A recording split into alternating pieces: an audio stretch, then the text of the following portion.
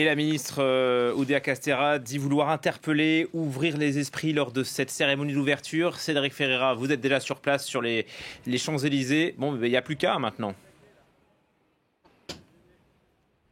Eh oui, il n'y a plus qu'à, une atmosphère qui va monter crescendo, comme on a pu le voir depuis ce matin dans les rues de Paris. Et ici, sur les Champs-Élysées, puisque ça y est, les portes sont ouvertes, les spectateurs qui veulent assister au spectacle peuvent s'installer. 15 000 places sont d'ailleurs gratuites dans des tribunes installées le long des Champs-Élysées, là où va débuter cette cérémonie avec la parade des 4 400 athlètes.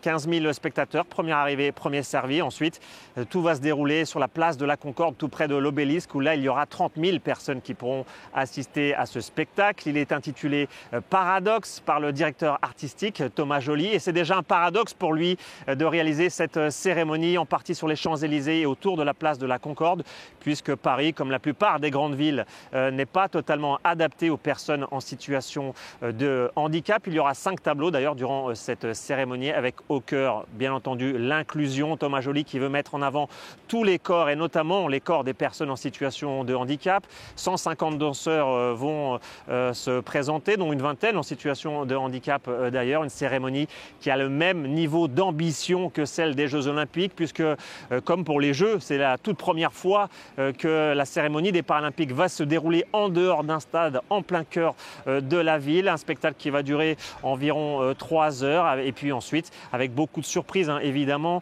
Le nom des chanteurs est encore gardé secret. Le nom, évidemment, de ou des porteurs de la flamme paralympique, les ultimes porteurs, sont évidemment encore gardés secrets. Et puis on verra ensuite cette magnifique vasque olympique qui avait enchanté Paris.